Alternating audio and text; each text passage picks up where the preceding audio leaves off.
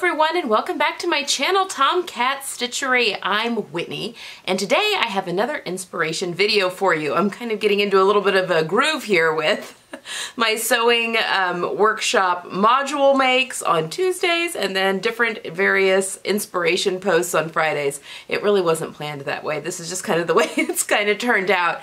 But today I want to talk about peasant blouses. Now, if you've been following my channel for a while, you know that I'm definitely, my style lends itself a little more towards the classic end of things, but I do like to mix in a little bit of bohemian every now and again, and a few trendy items as well, kind of a little bit more modern. It just kind of depends on my mood a little bit. For the most part, I am more traditional classic, but I do like to mix things up just a little. Now, for this month in September, for Sew My Style, and if you're confused about what Sew My Style is, it's a Instagram/Facebook sewing challenge, and it goes all year long, and I am one of the leaders. There's 12 leaders for the year. In September, I'm actually just one of the hosts for the patterns. So I have led 3 months so far, and this is my 4th month to be in a role, I guess. And I'm just a host, which means that I am responsible for doing one post on the patterns. So that's today. So we've got 2 patterns that we are doing this month for Sew My Style. I'm going to kind of sit over to the side here so that I can put large pictures over here. The first one is the, oh gosh, what is it called? Sorry, the Rhapsody Blouse. This is actually the one I'll be talking most about today. This was the blouse pattern that I was supposed to help with and be kind of in charge with. Although I'll be making, I think I'm going to make both patterns this month, one for myself and one for my daughter, but I'll be making the Rhapsody pattern for myself. But it's the Rhapsody pattern by Love Notions. I think I just jumped all over the place. First pattern is the Rhapsody Blouse by Love Notions. This is the one I'll be making myself because it has a fuller bust front. You can either do the regular bust front that's drafted for like a BC cup, or you can do the full bust. Sorry, I tell ya, I sit down here to do these videos and my eyeballs just immediately go dry.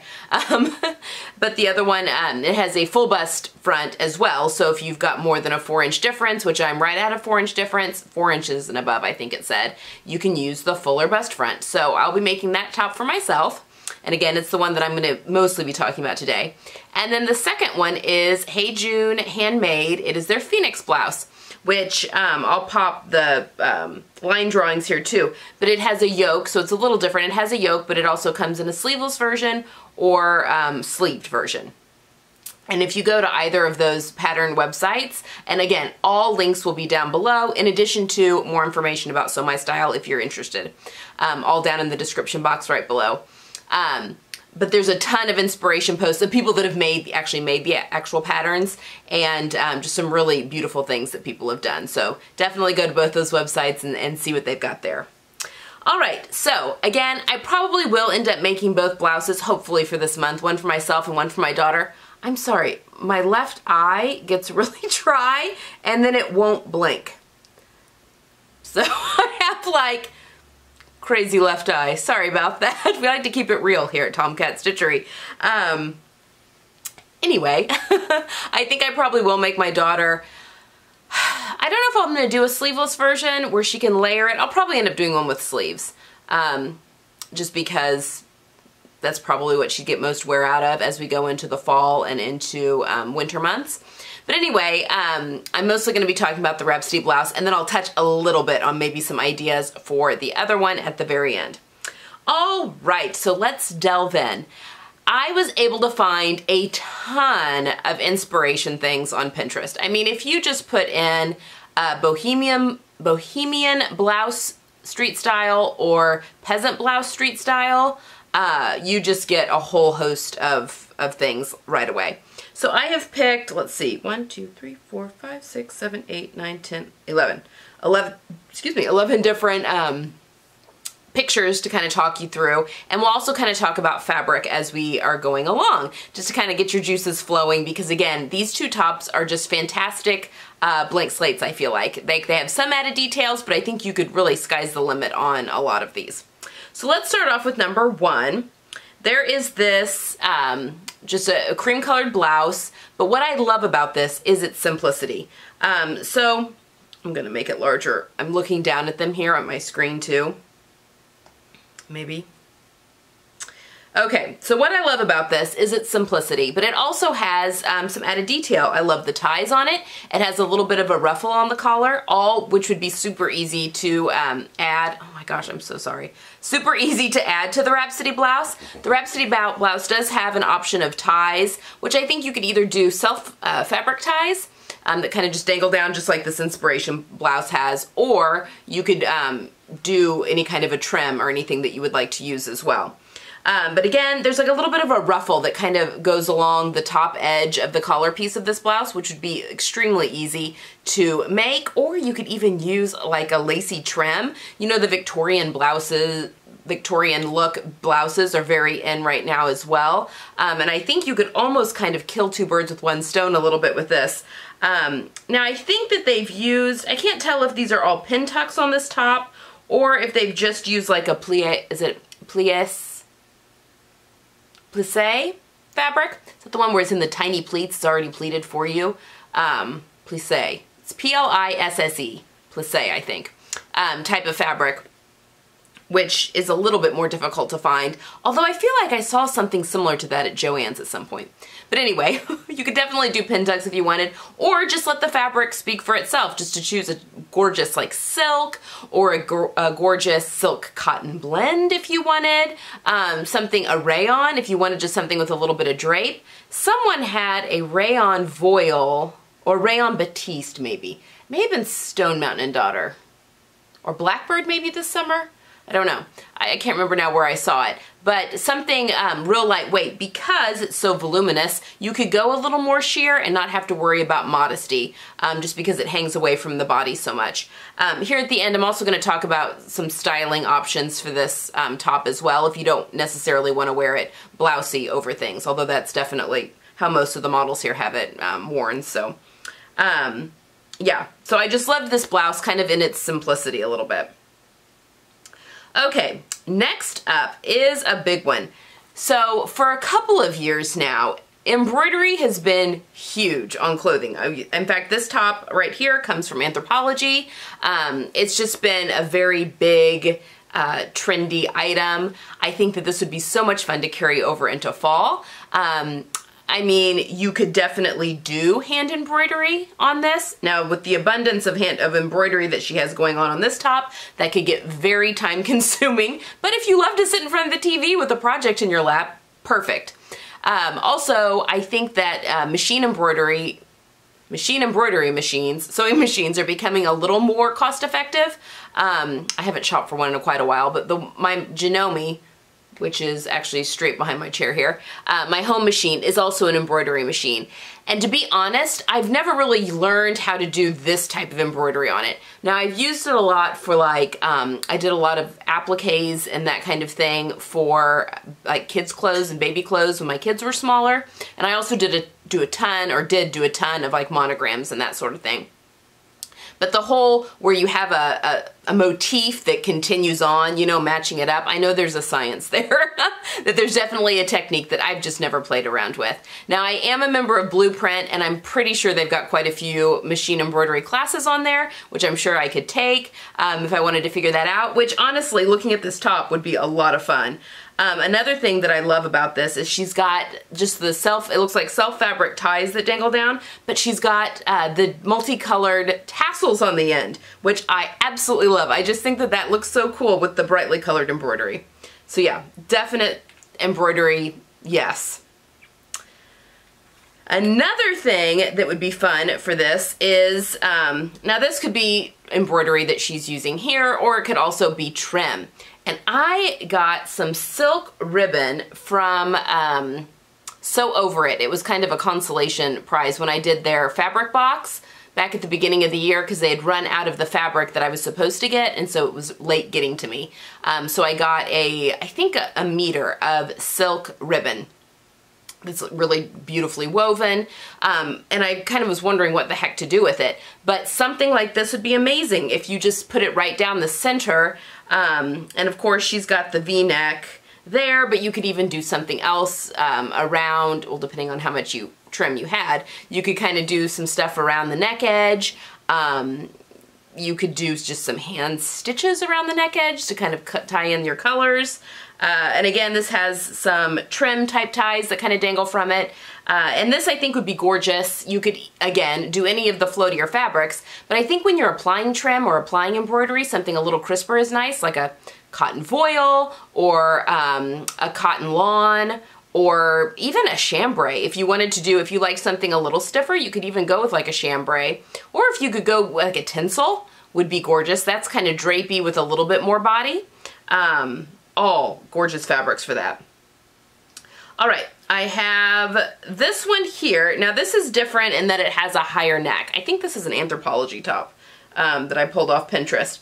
But this is a perfect example of, and again, something easy to do. So the pattern has the slit, the kind of the V slit in the front, but you could very easily just cut it on the fold and keep a higher neckline if you wanted to, and then do something fun with the sleeves. The Rhapsody Blouse has multiple sleeve options associated with its pattern, including a sleeveless version. So it would be very easy to even take what they've given you and do something a little different. So she's got a very blousey sleeve that obviously that looks like it's been cinched in at the wrist with some elastic, but then it's got that ruffle. Now the ruffle would drive me nuts because it would be down by my hands, and I've talked about it before how I hate having sleeves, loose-fitting sleeves especially, down by my hands. I prefer things to be pushed up. Even a fitted sleeve I will almost constantly shove up my arm. So I think a ruffle around my hand would drive me nuts, but that might be something cute to explore. You know, I could do a 3/4 or something. But I do love the voluminousness, the volume of this shirt, and I think in a really thin, again, if you were doing some sort of a thin cotton silk or cotton lawn or a batiste or a voile, that it would look gorgeous. And you could, again, let the fabric do the talking on this one. All right. This one, again, kind of incorporates a few things. I love the color on this. I love the embroidery. And I love, it's got some trim. I don't think that's lace insertions. I think that's just trim that is put in over seams or in places where you want it to kind of look like it's a seam. And I love the trim pieces that they've used for the ties around the neck, and then they've done the big pom-poms, which I think is so much fun. And I mean, you could get a ton of wear out of this, I feel like, all fall and into the winter.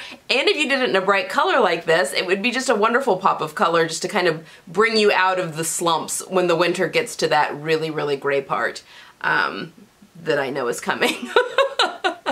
But again, she's got the half tuck on this one, which I love. I mean, you guys know I love to do the half tuck with my shirts, and with a nice pair of high-waisted jeans. I think this style would really go the distance. All right, this one is another one that I've got. Now she's got this very deep V. I would not be sporting this deep of a V, but I just loved how it showcased the fabric. Again, I have those gorgeous silks that I got from Britex, and I've been playing around what I kind of want to do with them.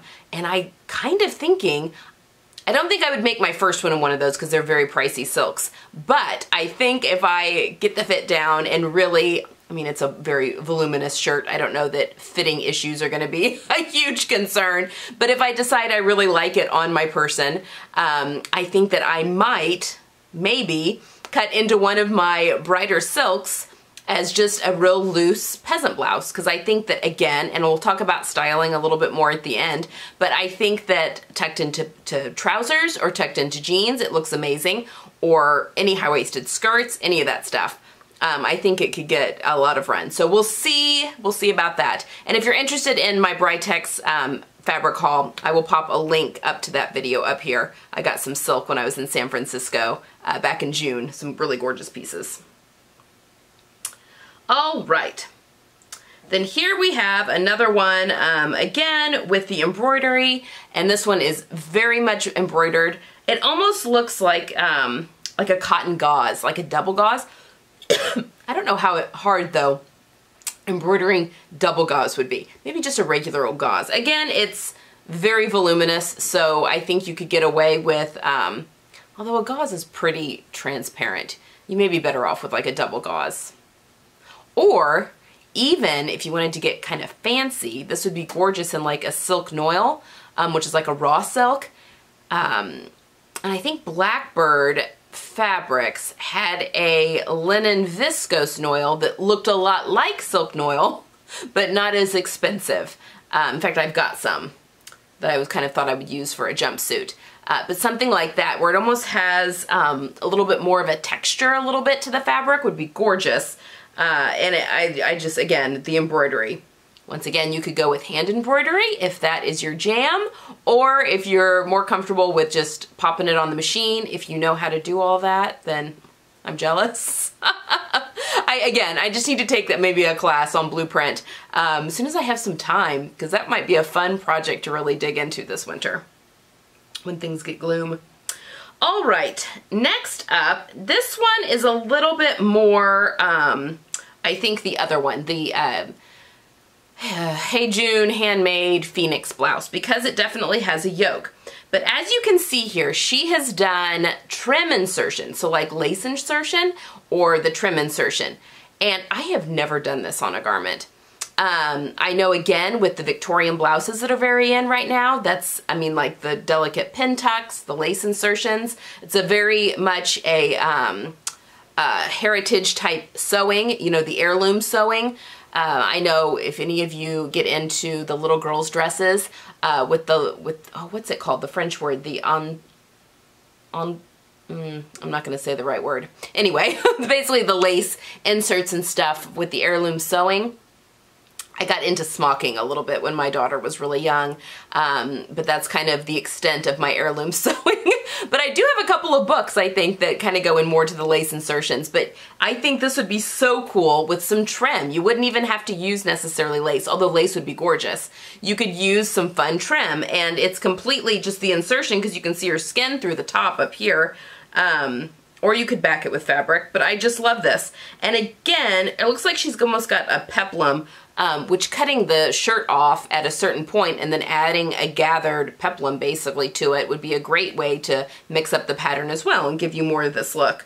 But yeah, let me know if you have any good resource. Actually, I think there's a blueprint class on heirloom sewing. I may take that one too, just because I bet they go into that kind of thing. And again, it can be used not just in little girls or little boys, children's clothing. It can also be used in, you know, stuff that's very popular right now for adults.